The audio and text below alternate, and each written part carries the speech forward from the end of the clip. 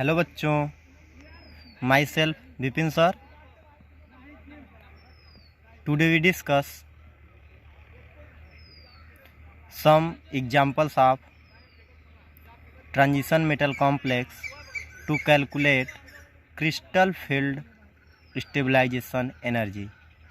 जैसा कि अभी प्रीवियस वीडियो में हमने डिस्कस किया था कि यदि ऑर्बिटल्स दिए गए हैं तो इजीली हम फाइंड कर लेते हैं। जैसे सपोज करिए कि दे दिया D5 लो स्पिन, D9 हाई स्पिन, इस तरह यदि दे दिया है तो हम इजी वे में कैलकुलेट कर लेते हैं CFSI। बट जब कॉम्प्लेक्स दे दे तब हम कैसे कैलकुलेट करेंगे क्रिस्टल फील्ड स्टेबलाइजेशन एनर्जी को। ठीक है, तो एक एग्जांपल दिए हैं जो कि सॉल्यूशन देखिए, ये क्वेश्चन है। सॉल्यूशन में Fe(F6) power -3 in this iron exist in third state. It means iron third state में एग्जिस्ट है। ठीक है, चलिए अब इसके बाद क्या है कि आयरन जब थर्ड स्टेट में एग्जिस्ट कर रहा है तो इसका इलेक्ट्रॉनिक कॉन्फ़िगरेशन क्या होगा, आर्गन 18, ठीक है, 4s0 3d5। ठीक है, तो चूँकि भी 5 है तो देखिए अब लो स्पिन है कि हाई स्पिन है, तो अब ये डिपेंड कर रहा है इस लिगेंड्स पे कि यह लो स्पिन कॉम्प्लेक्स है कि हाई स्पिन कॉम्प्लेक्स रिप्रेजेंट करेगा पूरा। तो चूँकि यह वीक फील्ड लिगेंड है,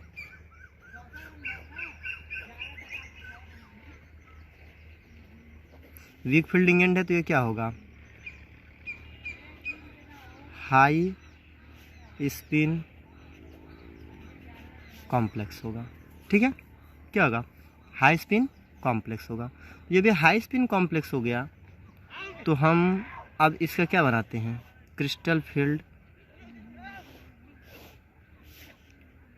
थियरी के card splitting of d orbital in 2 set EG और T2G में। ठीक है,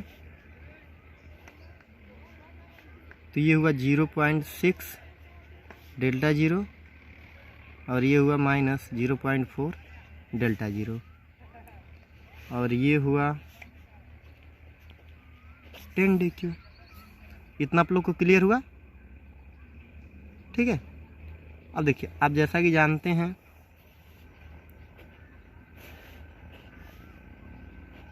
कि यह d ऑर्बिटल है। क्या है, d ऑर्बिटल है। तो d में कितने इलेक्ट्रॉन हैं, 5। आप यहाँ 5 इलेक्ट्रॉन फिल कर दीजिए। ठीक है, 5 इलेक्ट्रॉन फिल करेंगे तो 1 2 3 4 5 इलेक्ट्रॉन हो गए। क्योंकि देखिए हाई स्पिन कॉम्प्लेक्स है तो सबसे पहले हम 1 इलेक्ट्रॉन इसमें भरेंगे, फिर 1 इलेक्ट्रॉन इसमें, फिर 1 इलेक्ट्रॉन इसमें, रिमेनिंग जो इलेक्ट्रॉन है वह यहाँ फिल करेंगे। और आपको जैसा कि पहले वीडियो में हमने जो एग्जाम्पल एक्सप्लेन किया तो उसमें हम एक्सप्लेन कर चुके हैं कि इसमें हुंस रूल फॉलो नहीं होता है। ठीक है, तो अब क्या करेंगे इसको, अब देखिए इसकी स्प्लिटिंग हम डी जैसे ऐसे भी दिखा सकते हैं। डी जैसी होगा T2G3 और EG2। ठीक है, तो CF ऐसे ही क्या होगा, number of electron in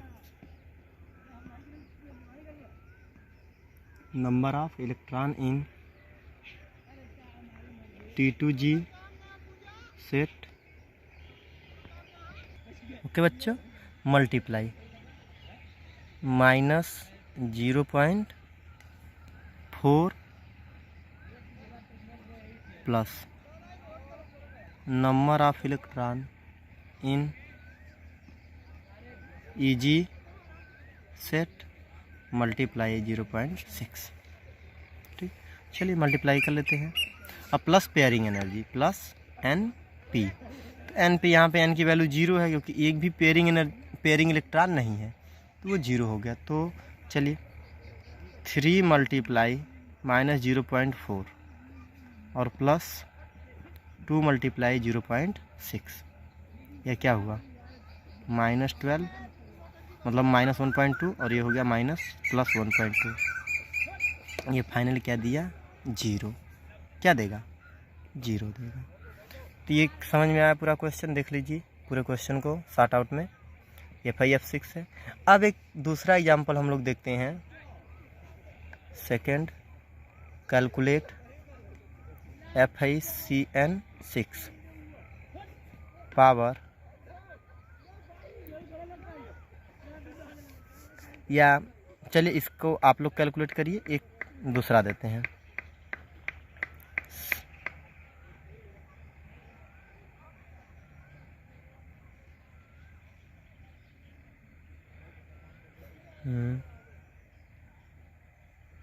chromium H2O6 power +2 power +2। ठीक है,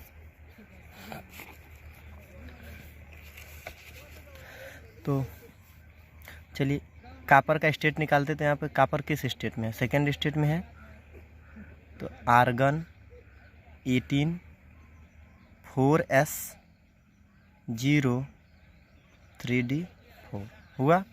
अब चलिए अब इसकी हम स्प्लिटिंग, अब देखिए चूँकि यह लो स्पिन है कि हाई स्पिन है, यह हाई स्पिन कॉम्प्लेक्स है। क्या है, हाई स्पिन कॉम्प्लेक्स है। तो जब हाई स्पिन है तो क्या होगा,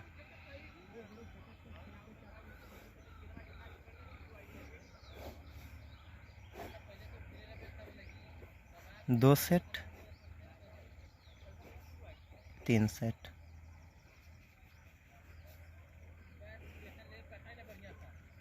(10dq Eg T2g। ठीक है, तो इसके बीच का डिस्टेंस एनर्जी आप देख ही रहे हैं 0.6 -0.4। ठीक है, ये हो गया dq। अब इसमें हम कितने इलेक्ट्रॉन हैं, 4 और 5, कितने 4 हैं, 1 2 3 4, 3d4 ऑर्बिटल। तो 1 इलेक्ट्रॉन, 2 इलेक्ट्रॉन, 3 इलेक्ट्रॉन और 4 इलेक्ट्रॉन हो गए। चलिए अब कैलकुलेट करते हैं CFSE। यह क्या होगा, number of electron in T2g set multiply 0.6 plus -0.4 plus number of Eg electron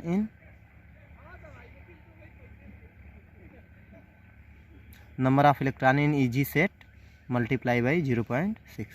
चलिए कितना है, तो 4 मल्टीप्लाई 3 मल्टीप्लाई -0.4 और प्लस 1 मल्टीप्लाई 0.6 और प्लस 0p। ठीक, तो यह क्या हो गया, -1.2 प्लस यह क्या होगा 0.6, यह आ गया -0.6 डेल्टा 0। कुछ समझ में आया, तो इस कॉम्प्लेक्स के लिए हो गया। ठीक है, तो इस तरह जितने भी टाइप्स के कॉम्प्लेक्स आपको मिलेंगे, मैक्सिमम टाइप्स के कॉम्प्लेक्स पूछे जाएंगे, तो आप ऐसे ही रख के कैलकुलेट करेंगे। ठीक है, कोई भी हो, चाहे इनर ऑर्बिटल हो, चाहे वीक फील्ड सेंट्रल एटम से, चाहे वीक फील्ड लिगेंड जुड़े हो, चाहे स्ट्रांग फील्ड लिगेंड जुड़े हों, तो उन सब के लिए आप ऐसे ही इलेक्ट्रॉन फिलिंग करेंगे T2 और Eg ऑर्बिटल के लिए। और एक हम बता देते हैं आप लोग को टेट्राहेड्रल के लिए। किसकी बात करते हैं, टेट्राहेड्रल कॉम्प्लेक्स की बात करते हैं। अभी तक तो ऑक्टाहेड्रल की बात हो रही थी, अब टेट्राहेड्रल की बात करते हैं। ठीक, फॉर टेट्राहेड्रल कॉम्प्लेक्स, ठीक है, मतलब कोऑर्डिनेशन नंबर 4 के कंपाउंड। उसमें भी प्रोसेस यही है, बट इसमें क्या होता है कि जस्ट रिवर्स, यानी ये क्या होता है, रिवर्स ऑफ ऑक्टाहेड्रल, ठीक है। तो ध्यान दीजिएगा, कोऑर्डिनेशन नंबर 4 में 2 आते हैं, एक स्क्वायर प्लेनर आता है और एक टेट्राहेड्रल आता है। तो स्क्वायर प्लेनर एग्जिस्ट ही नहीं करता है, ठीक। स्प्लिटिंग किसकी दिखाते हैं, टेट्राहेड्रल की। तो चलिए टेट्राहेड्रल के बारे में देखते हैं। तो इसमें क्या होता है, डी ऑर्बिटल का डिस्ट्रीब्यूशन यानी सेट में वही डिवीजन होता है, बट इलेक्ट्रॉन फिलिंग चेंज हो जाता है। ये ई नीचे हो जाता है, T2 ऊपर हो जाता है, ठीक। इनके बीच का डिस्टेंस, एनर्जी डिस्टेंस वही होगा, 10dq ही होगा। इनके बीच का डिस्टेंस 0.4 और यहाँ से यहाँ तक के बीच का एनर्जी गैप कितना हो गया, -0.6 डेल्टा 0, ठीक है। अब यहाँ पे है ये ऑर्बिटल है, ऑर्बिटल कंट्रीब्यूशन कर दें, ये डी ऑर्बिटल हो गया, ठीक है। तो अब जब इसको सॉल्व करना होगा तो हम किसी भी कॉम्प्लेक्स को कंसीडर कर लेते हैं, जैसे निकिल को ही ले लेते हैं। Nickel NiCl4 power -2, NiCl4 power -2। तो आपको पता होना चाहिए कि ये जो निकिल है वह किस स्टेट में है, सेकेंड स्टेट में है, ठीक। यानी जो कॉन्फ़िगरेशन होगा वह क्या होगा, आर्गन, ठीक, आर्गन 4s2 होता है और 3d8 होता है। तो यहाँ पे कितने चार्ज हैं, 2 चार्ज है, तो यहाँ क्या हो गया, 0 हो गया। क्या हो गया, 0 हो गया। तो यह होगा 3d8 कॉन्फ़िगरेशन। चूँकि Cl जो है वह क्या है, वीक फील्ड लिगेंड है। ध्यान दीजिएगा, Cl क्या है, वीक फील्ड लिगेंड है। तो यह कौन सा क्या काज करेगा, हाई स्पिन,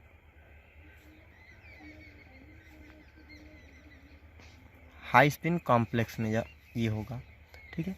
तो चलिए हाई स्पिन कॉम्प्लेक्स की बात करते हैं। तो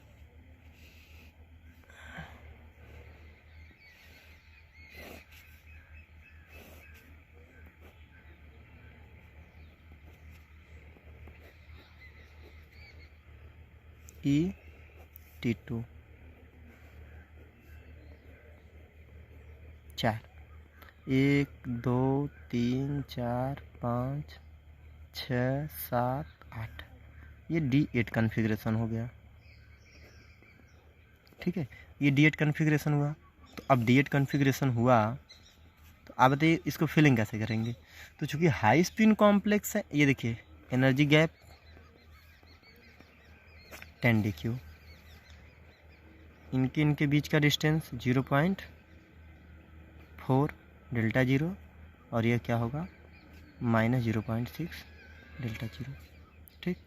तो according to CFT for high spin complex the rule is, पहले हम क्या करेंगे, अनपेयर्ड भरेंगे, ठीक।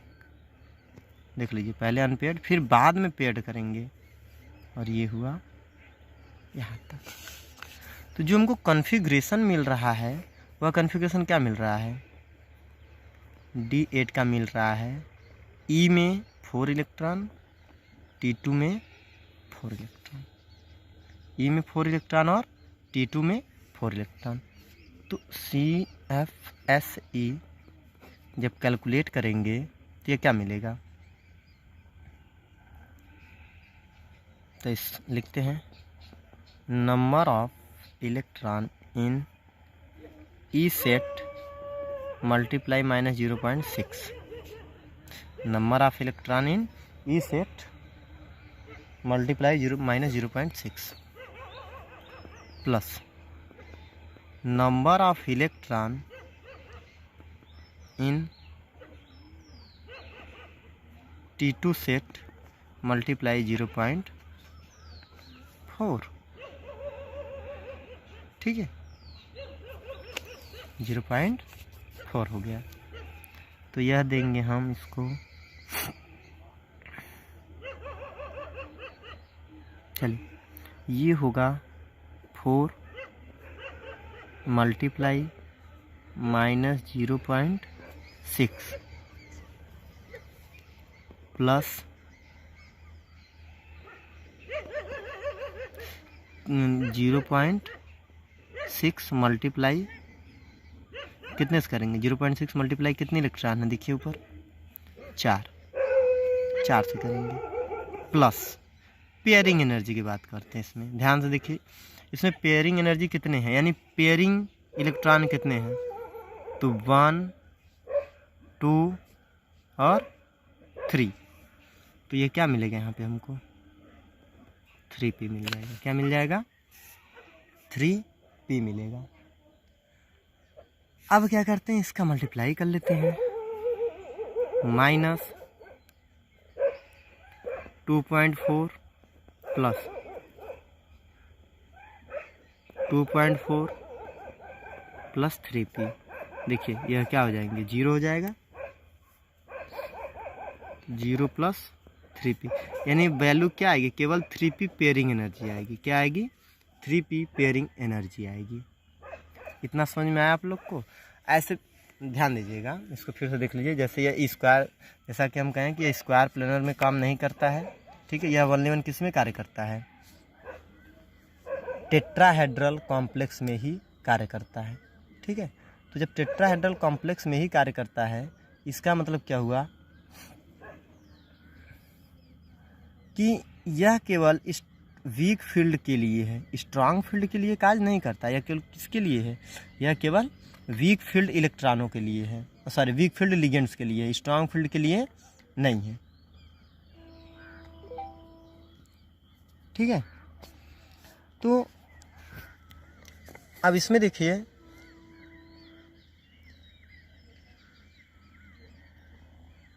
कि जो ऑक्टाहेड्रल में होता है, तो ऑक्टाहेड्रल में T2G की एनर्जी लोअर होती है और EG की एनर्जी हायर होती है, ठीक है। But in tetrahedral complex E की एनर्जी कम होती है और T2 की एनर्जी ज़्यादा होती है, क्योंकि इसमें सेंटर ऑफ सिमेट्री नहीं पाया जाता है, इसलिए इसमें इसकी एनर्जी क्या होगी, हाई होगी, और इसकी एनर्जी लो होगी, ठीक है। तो यहाँ पे ये अरेंजमेंट है फॉर एनी डी, ये ऐसे हम कर सकते हैं, फॉर DN कॉन्फ़िगरेशन, किसके लिए, DN कॉन्फ़िगरेशन। तो D orbital this NiCl4 power -2, तो Ni डबल प्लस चार्ज, निकल किस स्टेट में एग्जिस्ट हुआ, सेकेंड स्टेट में। फिर उसके बाद आर्गन 4s0 3d8। तो फिर यहाँ पे क्या है, Cl वीक फील्ड लिगेंड है और यह हाई स्पिन कॉम्प्लेक्स काज करेगा। क्या काज करेगा, हाई स्पिन कॉम्प्लेक्स काज करेगा, ठीक है। तो D8 कॉन्फ़िगरेशन दिखा फिल किए इलेक्ट्रॉन को। अब इसके डी जरेसी, तो ये जब स्प्लाइट होगा तो 2 पार्ट में, E और T2 पार्ट में डिवाइड होगा। E में कितने इलेक्ट्रॉन भरे जाएंगे और T2 में। तो चूंकि यह हाई स्पिन कॉम्प्लेक्स है तो यह हुन्स रूल फॉलो नहीं करेगा, ध्यान दीजिएगा, हुन्स रूल फॉलो नहीं करेगा। लेकिन देखने में लग रहा है कि हुन्स रूल फॉलो कर रहा है, लेकिन इलेक्ट्रॉनों की फिलिंग हम कैसे करेंगे, पहले 1 इलेक्ट्रॉन इसमें, फिर 1 इलेक्ट्रॉन इसमें, ठीक है, फिर रिमेनिंग 1 इलेक्ट्रॉन इसमें, 1 इलेक्ट्रॉन इसमें, 1 इलेक्ट्रॉन इसमें, टोटल 5 हो गए। 5 फिल कर लिए, फिर हमारे पास रिमेनिंग 3 इलेक्ट्रॉन बच रहे हैं। तो 1 इलेक्ट्रॉन फिर इसमें हम फिल किए, ठीक है, फिर एक इलेक्ट्रॉन इसमें, यह पेयरिंग हो गया। अभी भी हमारे पास 1 इलेक्ट्रॉन रिमेनिंग है, उसको हम इसमें फिल कर दिए, ओके। तो यह कंट्रीब्यूशन क्या देगा, हम इसको इन शॉर्ट इस तरह दिखा सकते हैं, E4, T2 4। तो अब calculation of crystal field stabilisation energy क्या मिलेगा, number of electron in E set multiply -0.6 plus number of electron in T2G set multiply 0.4, ठीक है। तो 4 into -0.6 plus 0 into 6 multiply by 4 plus 3p। अब इनका मल्टीप्लाई आप करके देखेंगे क्या होगा, टोटल 0 हो जाएगा। एक मिनट सॉरी,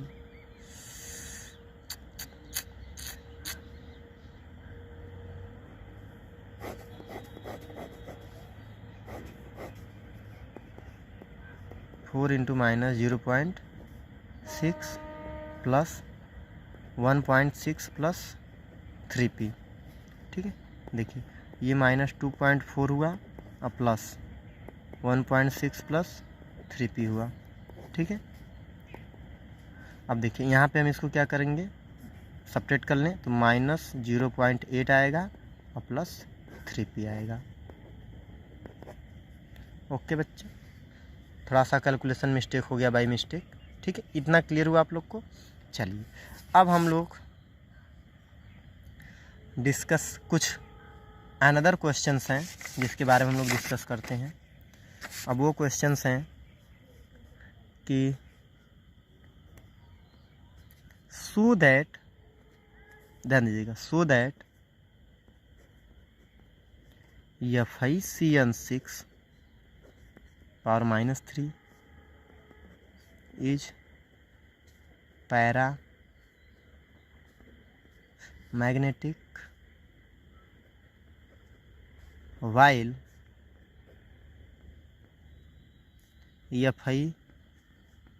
Fi(Cn)(6) पावर -4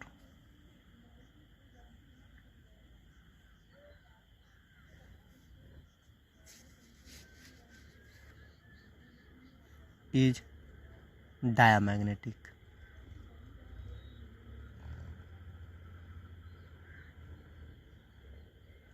ठीक है, ठीक है, 4 इज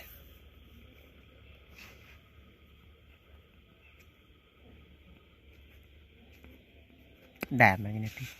ठीक है, यहाँ पे हमको क्या प्रूफ करना है या दिखाना है कि देखिए कॉम्प्लेक्स वही है, सेंट्रल एटम वही है, लिगेंड्स वही है, सेंट्रल एटम वही है, लिगेंड्स वही है। बस हमको यहाँ पे यह रिप्रेजेंट करना है कि this is paramagnetic, this is diamagnetic. ठीक है, तो पहले हम पैरामैग्नेटिक की बात कर लेते हैं। किसकी बात कर लें, पैरामैग्नेटिक की बात कर लेते हैं। ठीक है, ठीक बच्चों, तो हम लोग को प्रूफ करना है कि मतलब ये दिखाना है कि कौन डायामैग्नेटिक है और कौन पैरामैग्नेटिक है। तो पहले हम लोग डिस्कस कर लेते हैं कि मैग्नेटिक या मैग्नेटिक और डायामैग्नेटिक क्या होता है। ठीक है, तो पैरामैग्नेटिक क्या होते हैं कि number of unpaired electron are present. In short हम लोग ऐसा समझते हैं कि in the complex the number of unpaired electron present are known paramagnetic, a number of paired electron present are known diamagnetic. ठीक है, तो पहले हम लोग केवल स्पिन के अकॉर्डिंग बता देते हैं, फिर उसके बाद हम लोग मैग्नेटिक मोमेंट कैलकुलेट कैसे करते हैं इसके बारे में थोड़ा डिस्कस कर लेते हैं। तो जैसे हम पहला कॉम्प्लेक्स लेते हैं Fe(Cn)(6) पावर -3। चलिए पावर +3 है। ठीक, इसका इलेक्ट्रॉनिक कॉन्फ़िगरेशन करिए, आर्गन 18 4s0 3d5। देखिए इसको हम लोग valence bond theory according explain करते हैं। ठीक है, यहाँ पे दिया नहीं है, तो अगर देखिए इसको हम दोनों तरीके से देख सकते हैं, एक CFT के अकॉर्डिंग भी बता सकते हैं और एक बैलेंस बॉन्ड। तो यहाँ पे हमको बैलेंस बॉन्ड थ्योरी अकॉर्डिंग ही एक्सप्लेन करना है। ठीक, तो ग्राउंड स्टेट, और एक चीज़ ध्यान दीजिए, चूँकि यह क्या है, स्ट्रांग फील्ड लिगेंड है, साइनाइड क्या है, स्ट्रांग फील्ड लिगेंड। तो जो कोऑर्डिनेशन नंबर कितना है, 6 भी है, तो यह क्या काज करेगा, ऑक्टाहेड्रल कॉम्प्लेक्स। और ऑक्टाहेड्रल में जब स्ट्रांग फील्ड लिगेंड हो तो N-1d NS NP ऑर्बिटल को फॉलो करता है। तो ग्राउंड स्टेट क्या होगा,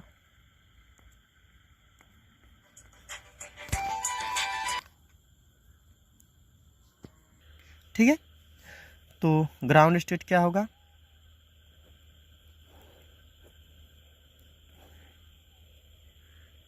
एक 2 3 4 S हो गया। ठीक है, अब क्या करेंगे, कितने हैं, 3d5 है, ध्यान दीजिए।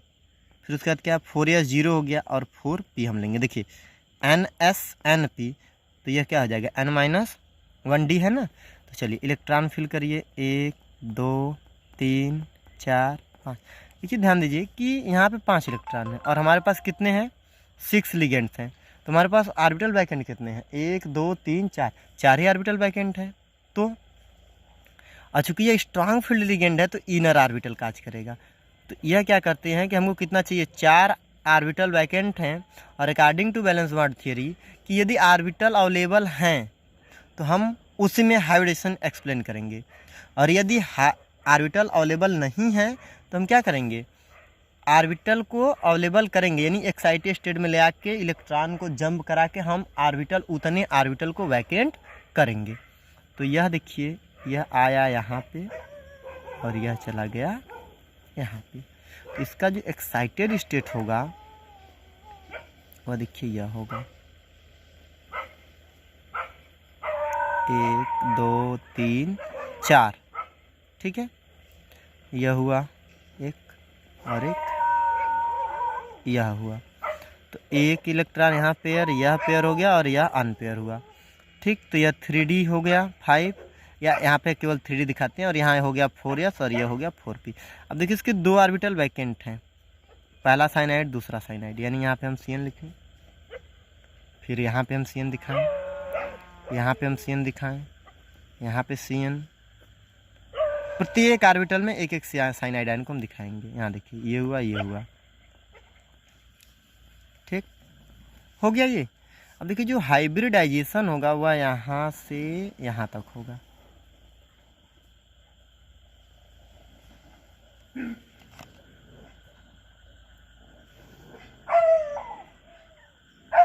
ठीक है, ठीक है। तो प्रत्येक में हम एक एक इलेक्ट्रॉन को फिल कर दिए, ठीक। मतलब एक एक लोन पेयर को। तो ये कितने ऑर्बिटल कंटेन किया, डी के 2 ऑर्बिटल, एक एस का और 3 पी के। तो यह जो हाइब्रिडाइजेशन देगा D2sp3 देगा, ध्यान दीजिएगा D2sp3 दिया। लेकिन यहाँ पे हमें क्या बताना था कि यह कॉम्प्लेक्स पैरामैग्नेटिक है। देखिए यहाँ पे ये शो कर रहा है कि 1 2 2 इलेक्ट्रॉन के पेयरिंग ये दोनों हैं, और ये क्या है, एक अनपेयर्ड है। और जब नंबर ऑफ अनपेयर्ड इलेक्ट्रॉन मिल गए तो वो क्या हो गया, पैरामैग्नेटिक हो गया। इतना समझ में आप लोग को। चलिए अब आगे देखिए,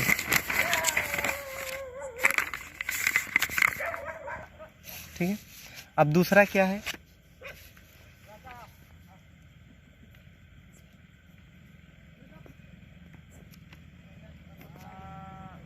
पावर -4, ठीक। जब पावर -4 होगा तो क्या होगा, तो इसमें हम फिर वही देखेंगे। यहाँ पे देखिए आयरन ऑफ सेकेंड स्टेट में है, लिगेंड्स वही है, स्ट्रांग फील्ड लिगेंड है, इनर ऑर्बिटल ही काज करेगा। बट आयरन का क्या होगा,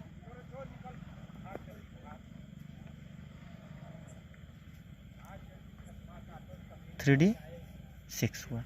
इतना क्लियर हुआ। चलिए अब ग्राउंड स्टेट लेते हैं।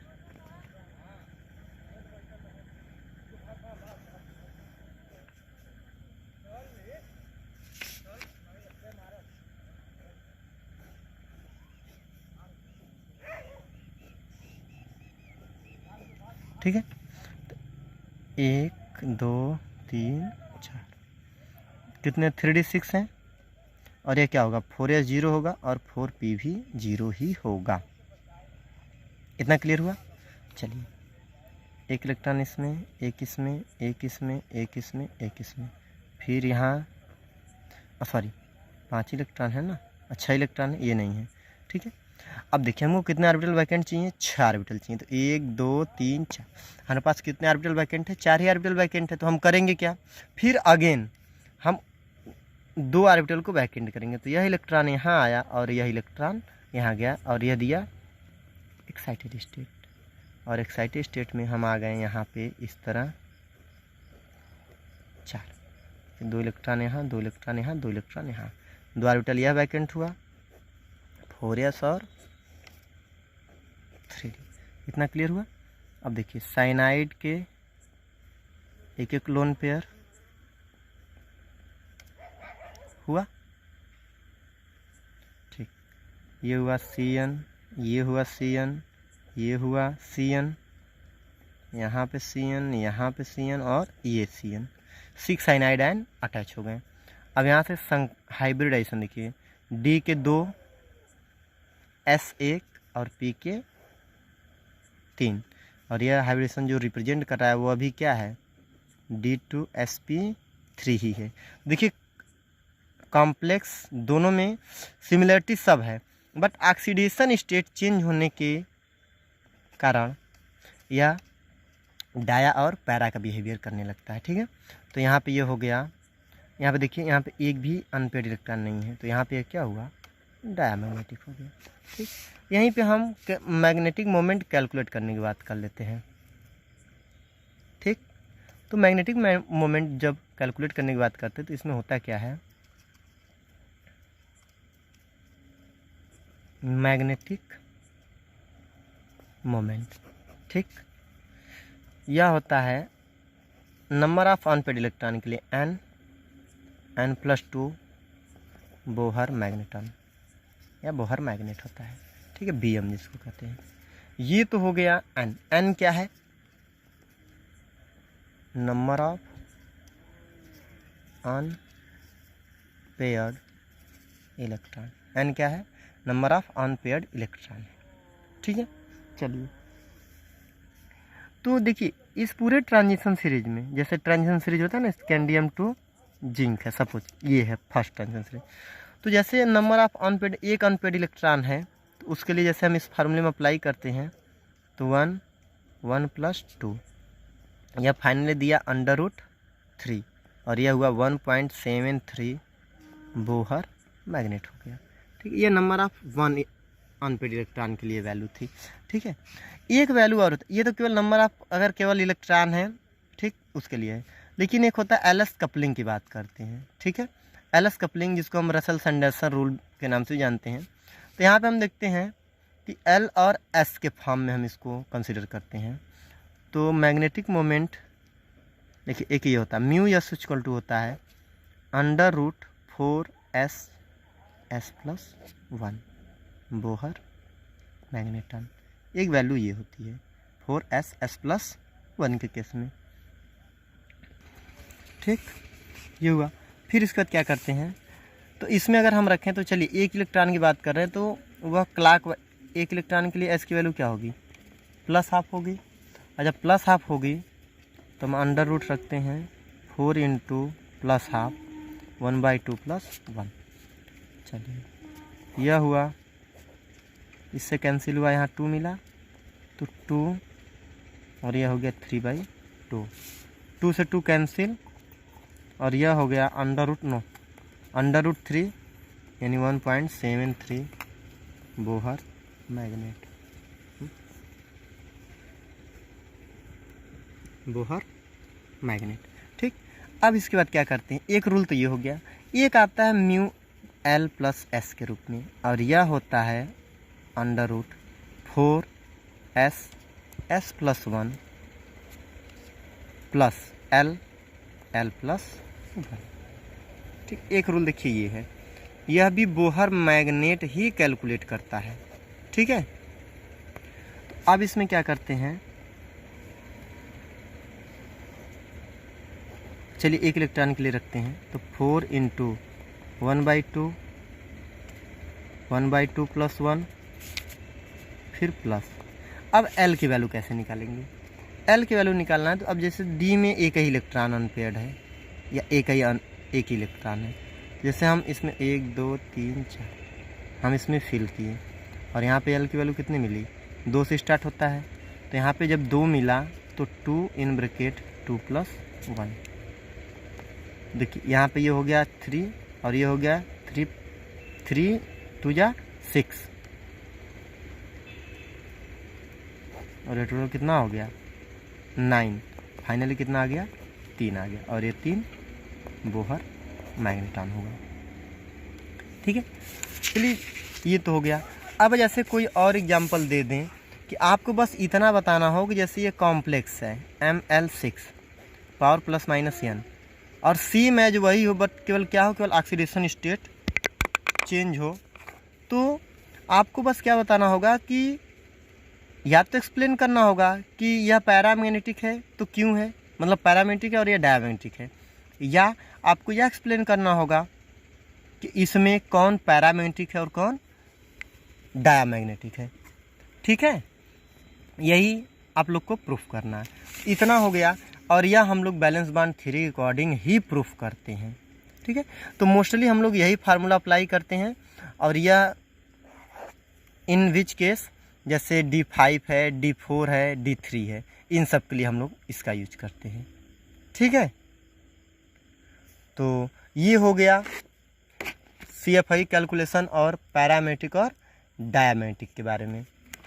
और बाकी आप लोग को कैलकुलेट करना पता ही है कि कैसे स्प्लिटिंग हो रही है, कैसे हम अगर बैलेंस बांड थ्योरी अकॉर्डिंग अगर हम इलेक्ट्रॉन को एक्सप्लेन करना चाहे, कौन लेवले है, कौन कम इनर्ट है, तो ये तो आसानी से आप एक्सप्लेन कर सकते हैं। ठीक है, अब नेक्स्ट वीडियो में हम लोग डिस्कस करते हैं नेक्स्ट हेडिंग को। ठीक है बच्चों।